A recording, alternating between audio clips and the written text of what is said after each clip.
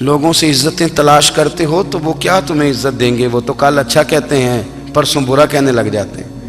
لوگوں کے سامنے گڈ بک میں آنا چاہو گے تو وہ تو سویرے تمہارے بارے میں کچھ کہیں گے، شام کچھ اور کہیں گے۔ اپنی روحانی زندگی آباد کریں، اپنے مسلح کو وقت دیں، اور دنیا سے چھپ کر، اس موبائل کو بند کر کے، اور اپنے آپ سے بھی چھپ کے اور تنہا ہو کے، چھپا کے سارا کچھ اپنے آنسو اپنے رب کی بارگاہ میں پیش کریں، اس کے حضور حاضری دیں۔ سنو نا ترمذی کی حدیث، اور اسے یاد رکھنا، نبی پاک علیہ السلام نے فرمایا اپنے دکھ لوگوں کے سامنے نہ بیان کرنا، سیٹھوں نوابوں کو نہ بتاتے پھرنا، دنیا داروں کے سامنے جا کے نہ رونا کہ میں تکلیف میں ہوں۔ فرمایا اگر دنیا داروں کو دکھ بتاؤ گے رب تمہیں کبھی غنی نہیں کرے گا۔ اور لوگ ہیں کہ الٹا مذاق اڑائیں گے آپ کی، جس سے بڑی پکی یاری ہے نا، پکی، وہ تب تک پکی ہے جب تک آپ نے 50,000 مانگا نہیں، اور جس وقت آپ نے کہہ دیا کہ میں مجبور ہوں میری مدد کر، تو پھر ختم ہو گئی دوستی۔ لوگوں کے تعلقات آپ کے ساتھ تب تک ہیں جب تک آپ ان سے کوئی ضرورت وابستہ نہیں کرتے۔ کریم محبوب فرمانے لگے بندوں کے سامنے دکھ نہ بیان کرنا، اللہ تجھے کبھی غنی نہیں کرے گا۔ تو اپنے دکھ اپنے رب کو بتا، تو دعائیں مانگ، تو اس کی بارگاہ میں حاضر ہو، تو اس کے حضور عرض کر۔ فرمایا اپنے دکھ اپنے رب کو بتا، وہ جلدی کرے یا دیر سے کرے تجھے ساری دنیا سے بے نیاز کر دے گا، تجھے کسی کا محتاج نہیں رہنے دے گا۔ اپنے مسلح کو، اپنی دعاؤں، ایک بزرگ فرماتے ہیں میں نے دعا مانگنے کا طریقہ اپنی بیوی سے سیکھا، دعا مانگنے کا طریقہ اپنی، سیکھنے والے تو اپنے بچوں سے بھی سیکھ لیتے ہیں، سیکھنے والے تو ہر ایک سے سیکھتے ہیں۔ وہ کہتے ہیں میں نے دعا مانگنے کا سلیقہ اپنی بیوی سے سیکھا ہے۔ حضرت وہ کس طرح؟ فرمانے لگے میری بیوی نے نا مجھے کوئی کام بتایا، کچھ پیسوں کی ضرورت کے لیے کہا، تو میں نے اسے کہا کہ بھئی ابھی میرے پاس نہیں ہے، کچھ دنوں میں آتے ہیں تو میں دے دوں گا۔ عورتوں کی عادت ہوتی ہے وہ بار بار یاد کراتی ہیں، 2-4 دنوں کے بعد پھر اس نے کہا حضرت وہ میں نے کہا تھا کچھ پیسے، میں نے اسے کہا کہ ابھی میرے پاس نہیں ہے، کچھ دنوں میں ملتے ہیں تو میں تمہیں دے دوں گا۔ اس نے کچھ دنوں کے بعد پھر کہا حضور وہ میں نے کچھ پیسے کہے تھے۔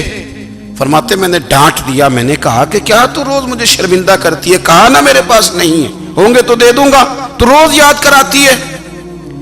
فرماتے ہیں اس نے پہلے تو میری ڈانٹ کو سہا، پھر میرے سخت جملوں نے اس کی آنکھوں میں آنسو پیدا کر دیے، پھر اس نے اپنے آنچل میں اپنے اس دکھ کو سمیٹا، اور پھر اس نے ایک جملہ کہا تو میں رو پڑا، اور مجھے اپنے رب سے مانگنے کا طریقہ آ گیا۔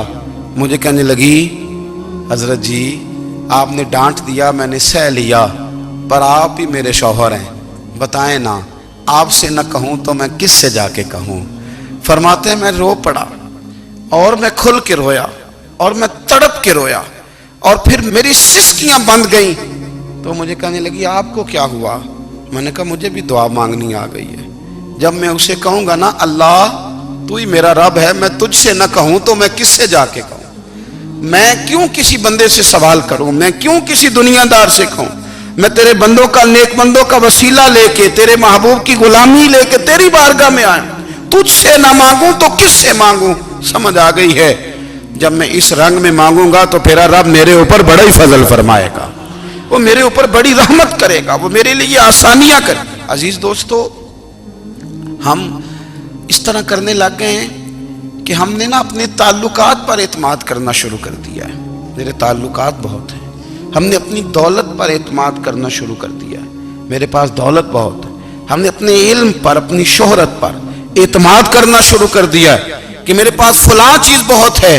یاد رکھنا جب بے نیاز اپنی صفت بے نیازی دکھاتا ہے تو بڑی بڑی دولتوں والے مجبور نظر آتے ہیں۔ بھائیو جب انسان کا رشتہ اپنے مالک کے ساتھ ہوتا ہے پھر تو غم بھی کچھ نہیں کہتے، پریشانیاں بھی کچھ نہیں کہتی، پھر تو زندگی صبر والی، پھر تو زندگی توکل والی، پھر تو زندگی بھروسے والی، پھر انسان اپنے آپ کو رسوا نہیں کرتا۔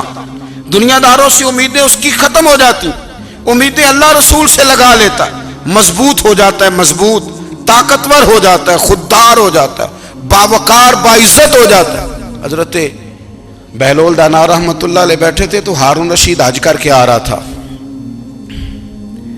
تو رستے میں حضرت شیخ سے ملاقات ہو گئی تو السلام علیکم کے بعد کہنے لگا حضور کوئی حکم ہو تو بتائیے گا.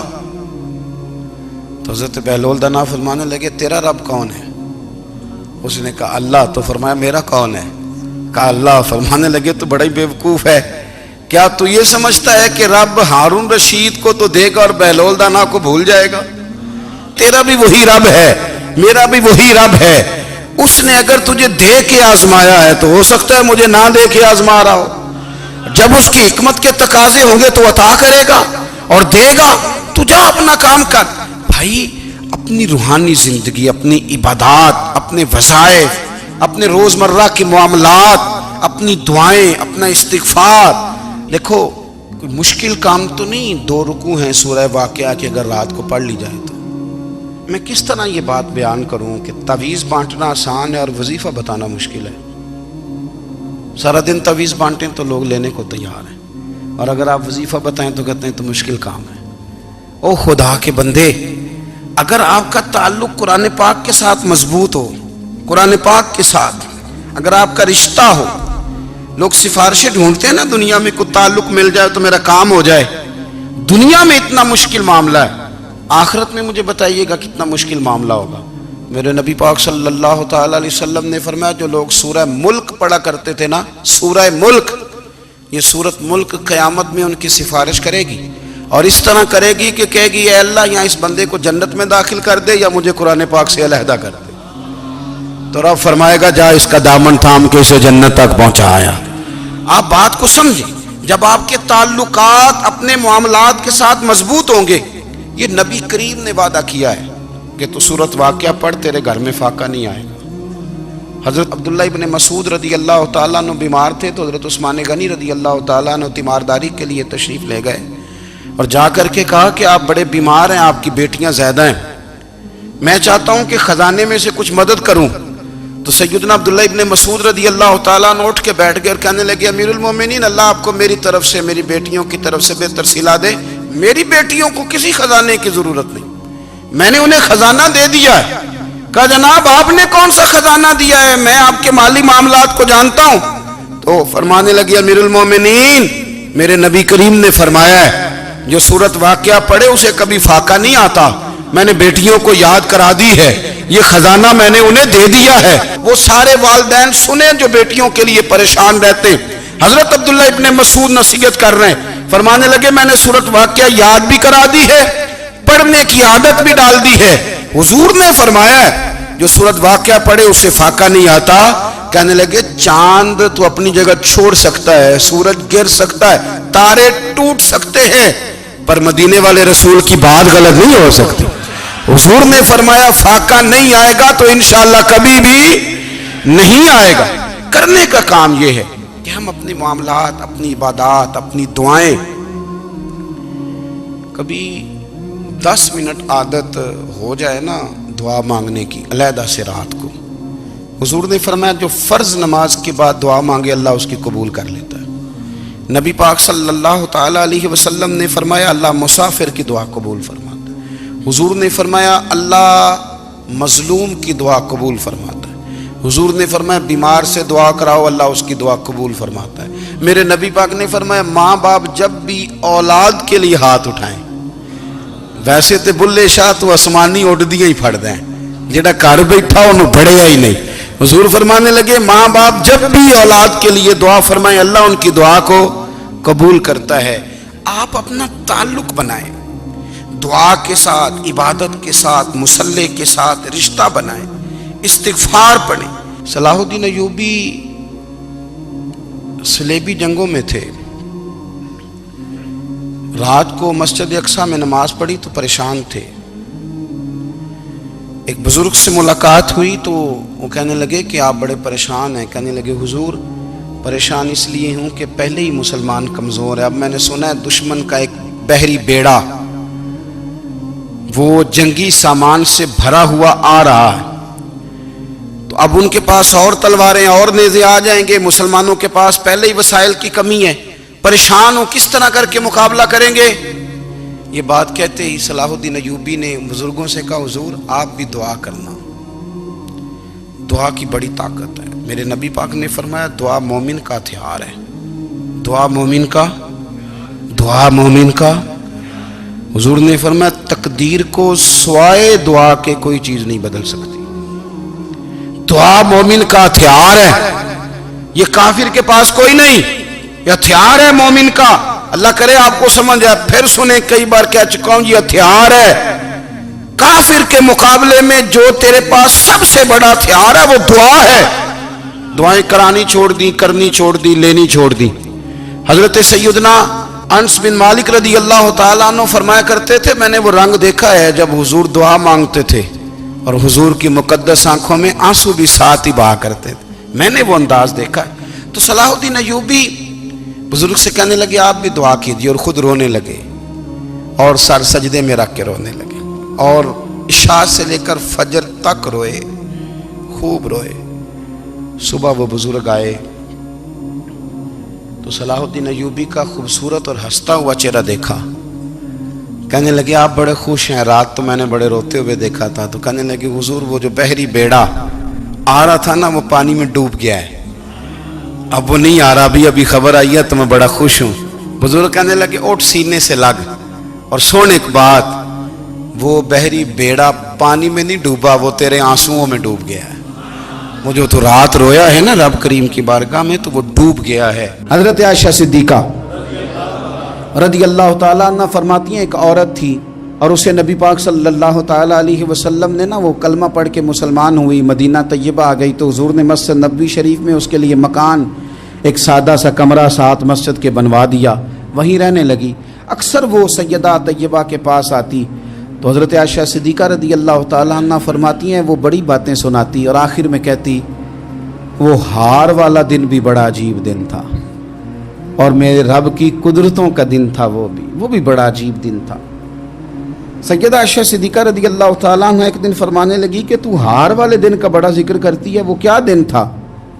تو خاتون کہنے لگی اماں جی وہ دن تھا جب میرے رب پر بھروسہ اور مضبوط ہو گیا، جس دن میرا اپنے رب پر توکل اور بڑھا، میرے ایمان میں یقین میں اور پختگی آئی۔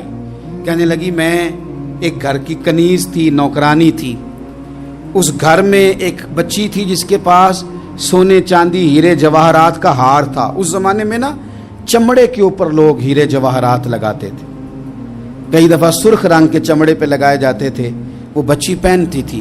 تو کہتی ہیں وہ بچی کے اس نے اتار کے رکھا یا اس سے گرا وہ ہار تو چیل اسے اٹھا کے لے گئی گوشت سمجھ کے اور میرے سامنے اٹھا کے لے گئی۔ گھر والوں نے مجھ سے پوچھا، یہ بخاری میں موجود ہے، گھر والوں نے پوچھا مجھ سے کہ وہ ہار کہاں ہے تو میں نے کہا چیل اٹھا کے لے گئی۔ گھر میں کچھ چوری ہو جائے تو سب سے پہلا الزام کس پہ لگتا ہے؟ ملازمین پہ۔ کہتے انہوں نے مجھے بڑا مارا، بڑی تکلیف تھی، حتیٰ کہ میری شرمگاہ تک کی تلاشی، میری عزت اتنی خراب کی میں بتا نہیں سکتی۔ میں نے اپنی زندگی میں ایک واقعہ دیکھا، ایک امیر گھر میں چوری ہو گئی، ملازم کو اتنا مارا کہ وہ چارپائی پہ پڑ گیا، پولیس والوں سے اتنی مار پڑوائی گئی کہ وہ بیچارہ چارپائی پہ پڑ گیا، اور پھر وہ اتنا بیمار ہوا اور کچھ دنوں کے بعد پتہ چل گیا کہ چور تو اپنا بیٹا ہے ان کا، پھر اس کا انتقال ہو گیا۔ اب وہ سیٹھ صاحب اور گھر والے آ کے نا مرنے والے کے کان میں معافیاں مانگ رہے ہیں، کان میں۔ تو میں نے ان سے پھر کہا تھا کہ یہ تو اب چلا گیا ہے، تمہارا زور چلتا تھا نا تو تم نے قانون خریدا اور تم نے اسے جتنا ہو سکا تم نے اسے مار پڑوائی، تمہارے پاس جو عدالتیں تھیں تم نے وہاں کارروائی کی، اب ایک عدالت قیامت کے دن لگے گی۔ یہ کمزور تھا نا، کچھ کر نہیں سکا۔ میرے نبی پاک صلی اللہ علیہ وسلم نے فرمایا سن لو، اگر سینگ والی بکری نے بغیر سینگ والی بکری کو تکلیف دی ہوگی نا تو قیامت کے دن اسے بھی بدلہ دینا پڑے گا کہ تیرے پاس سینگ تھے اور تو نے اسے مارا تھا۔ وہ خاتون عرض کرتی ہے سیدہ عائشہ کی خدمت میں کہ مجھے بڑا مارا، مجھے تکلیف دی، میں کہہ رہی تھی کہ میرے سامنے چیل لے گئی ہے پر وہ نہیں مان رہے تھے، اماں جی انہوں نے مجھے بڑا مارا۔ حضرت عائشہ صدیقہ کہتی ہیں پھر کیا ہوا؟ کہنے لگی اماں جی جب کوئی میرا مددگار نہ رہا، مجھے تکلیف دے رہے تھے، رسوا کر رہے تھے، تو میں نے اپنے رب سے مدد چاہی، میرے رب کی طرف میں نے توجہ کی، میں نے کہا مالک اب تو ہی میرا مددگار ہے، कहती है वो मुझे मार रहे थे तो वो चील जो हार ले गई थी वही लेके वापस आ गई, और हमारे सरों के करीब ला के उसने जब उस हार को फेंका, वो मुझे छोड़ के साइड पे हुए, वो मेरी बेगुनाही जान गए। लेकिन आपको बताऊं, उस दिन से मेरा अपने रब पर यकीन और बढ़ गया। मुझे समझ आ गई कि जब इंसान पूरा टूट जाता है और जब कोई चारों जानिब उसका मददगार नहीं होता, तो रब तो होता है ना, अल्लाह तो उसका मददगार होता है ना, वो तो फिर अपने उस बंदे की मदद करता है ना, फिर वो तो तवानाई देता है ना, वो तन्हा नहीं छोड़ता, वो तो आंसुओं वालों के आंसुओं पे बड़ा करम फरमाता है, वो तो कसम पुरसी में आ जाता है, उसकी रहमत बढ़ के इस्तकबाल कर लेती। ओ मेरी मिल्लत के जवानों, मज़ा नहीं आ जाता जब सारी दुनिया सोई हो, सारी दुनिया, और बिस्तर भी गर्म हो और नींद भी पूरा गलबा कर रही हो, और अचानक घंटी बजे दिमाग में, आंख खुले, घड़ी पे नजर पड़े, 3:30-4 बजे का पैगाम घड़ी बताए, और कोई चढ़ती जवानी वाला उठ के वुजू करे, और जब वो मुसल्ला खोल के बिछाए तो मदीने वाले महबूब कहते हैं कि हर नमाज पे रब सवाब देता है, और जो उठ के तहज्जुद की नमाज पढ़े उसे देख के तो रब मुस्कुराता है, जो उसकी शान के लायक है, जो उसकी शान के लायक, वो मुस्कुराता है, खुश होता है कि मेरा बंदा तहज्जुद में उठ गया, वो मुस्कुराता है। काश हमारी सुबहें कभी अपने मालिक के नाम हो जाएं, काश के सुबह। हजरत अबुल हसन रहमतुल्लाह ताला अलैह हजरत माज इब्ने जबल रदी अल्लाह ताला अन्हु के पास बैठा करते थे। फरमाते हैं उनसे जो प्यार बढ़ा तो फिर मेरा मुसल्ले से भी बढ़ गया। ताबिएं फरमाते हैं सहाबी रसूल से मोहब्बत हुई तो जिक्र से भी हो गई, फिर दुरूद शरीफ से भी हो गई, मोहब्बत उनसे बढ़ी तो फिर अल्लाह ने मस्जिद का प्यार भी बढ़ा दिया। आप फरमाते हैं कि मेरी हर वक्त तबीयत चाहती थी कि बस अल्लाह अल्लाह करूं, बस अल्लाह अल्लाह करूं, बस ना मैं ज़रा थोड़ी जान छुड़ाऊं लोगों से, कुछ 10 मिनट मिले तो मैं कुछ 4 नफल पढ़ लूं, मैं थोड़ा सा ना बचूं लोगों से, और मुझे तस्बीह मिले तो मैं ना कुछ 400-500 दफा इस्तिगफार पढ़ूं, सुभान अल्लाह, अल्हम्दुलिल्लाह, अल्लाहु अकबर, ला हौला वला कुव्वता इल्ला बिल्लाह, मैं ना तस्बीहात पढ़ूं। फरमाते हैं कि बच्चे थे घर में 6-7, गुर्बत थी, काम मिलता कोई नहीं था, और मैं काम चोर नहीं था, काम ढूंढता था, पर अल्लाह की कुदरत के काम नहीं मिलता था। फरमाते हैं कि मैंने एक दिन अपनी अहलिया से कहा कि आज मैं फिर जाता हूँ काम ढूंढने, तो मेरी बीवी बड़ी फर्मा बरदार थी, पर उस दिन ना गुर्बत के हाथों तंग आके कहने लगी, आज नाना कोई तू चीज़ लेके आया, तो मुझसे बच्चों की भूख नहीं देखी जाती है, सब रोगां दा रोग मुहम्मद जिसदा नाम गरीबी, कंड बुला के लंघ जाते नहीं दोस्त यार करीबी, आज ना कुछ लेके आया तो मैं बच्चे लेके मेके चली जाऊंगी। शेख फरमाते हैं कि मैं बड़ा परेशान घर से निकला, पर मैंने सुबह से लेके जोर तक काम ढूंढा, काम मिला कोई नहीं, तो मेरे दिल में ख्याल आया चलो काम नहीं मिलता तो अल्लाह अल्लाह तो करे ना, चलो बंदों की मजदूरी नहीं मिलती तो रब करीम की इबादत ही करते हैं। फरमाते हैं कि मैंने ना फुरात के पानी से वुजू किया, नहर के, शदीद धूप थी, साथ रेत थी और रेत तप रही थी, मैंने अपना रुमाल वहीं मुसल्ला के तौर पर बिछा लिया, और फरमाते हैं कि जोर से लेकर असर तक नमाज पढ़ी, धूप भी पूरे जोर पे, पर मेरे सजदे का ज़ौक़ भी पूरे जोर पे। फरमाते हैं सूरज भी चमक रहा है और रब की इबादत का ज़ौक़ भी पूरे जोर पे, मैं सजदा करूं तो फिर मेरा उठाने को जी ना चाहे। मेरे उस्ताद लिखा करते थे, ये उनका शेर है, वो कहा करते थे मुझे सोज दे, मुझे साज दे, और मुझे नीम शब का न्याज दे, दमे सजदा खुद को मैं तोड़ दूं, मुझे ऐसा ज़ौक़ नमाज दे। और मैं तेरी बहार का फूल हूं, मैं खिला भी हूं तो तेरे लिए, मुझे मेरी शाख से तोड़ ले, मुझे अपनी जुल्फ का नाज दे। भाई फरमाते हैं कि असर तक मैंने नफल पढ़े, दिल ढलने लगा, असर की नमाज पढ़ी और मैं वहां से चला। अब मैं जब निकलने लगा तो दिल में ख्याल आया कि छोटी छोटी दीवारें हैं घर की, बगैर कुछ लिए जाऊंगा तो बीवी दूर से देखेगी तो शोर करेगी कि फिर खाली हाथ आ गया है। कहते मैंने अपने उसी रुमाल में जिस पे मैंने नमाज पढ़ी थी ना, रुमाल में पक्की आखी दे पंजाबी जी साफा, कहते हैं उसी में ना मैंने कुछ रेत भर ली कि वो दूर से देखेगी तो समझेगी कुछ लेके आया है, चलो जाके उसे बता दूंगा कि आज फिर मजदूरी नहीं मिली। कहते हैं वो रेत लेकर जब मैं घर में गया तो पहले बीवी दरवाजे पे खड़ी होती थी, पूछती थी खाली हाथ आ गए हो, आज मैंने देखा तो है ही कोई नहीं। फरमाते हैं मैं अंदर दाखिल हुआ, सलाम लिए, कोने में मैंने वो रुमाल रख दिया और मैंने आवाज दी कि भली मानस कहाँ हो? तो वो कहने लगी आप मुंह हाथ धो ले, मैं रोटी लेके आई। मैंने कहा रोटी कहां से आ गई? यहां तो कई दिनों के फाके, तो कई दिनों की गुर्बत है, यहां तो इस घर में तो फकीरी है। फरमाते हैं कि वो रोटी लेके आई और उस वक़्त की जो मौजूदा नेमतें थी, समझ ले सलाद अचार हर चीज साथ लाई। मैंने कहा कि बच्चे कहाँ गए? कहने लगी वो खाना खा के खेलने गए, आप खाना खा लें आ जाते। खाना उसने चुन दिया। मैंने हैरत अंगेज लहजे में सारी नेमतें अपने दस्तरखान पे देख करके बीवी से पूछा ये कहां से आया खाना? बच्चों को तूने कहां से खाना खिलाया? ये सारा कुछ कैसा है?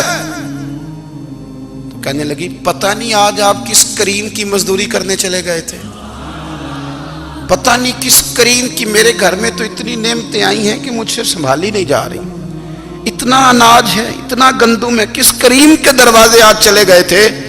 ये कहते कहते वो उठी और उठ करके कहने लगी पहले बड़ा कुछ आया था, अब क्या ले आए हो? और जा करके ना उसने वो रेत वाला रुमाल खोला, कहने लगे मैं तो लेके आया था रेत, तो मेरे रब ने उसे भी सोने और हीरे बना दिया था। जब आपकी तवज्जो अल्लाह की जानी, मेरे नबी पाक सल्लल्लाहु ताला अलैहि वसल्लम ने फरमाया हर चीज अपने रब से मांग, हर चीज मांग, हर चीज मांग। या रसूलल्लाह क्या कुछ? मेरे महबूब ने फरमाया तेरे घर में नमक भी खत्म हो जाए तो वो भी अपने रब से मांगा कर, तू मांगना वो तुझे देगा, तो उसकी बारगाह में कशकोले तलब दराज तो करना।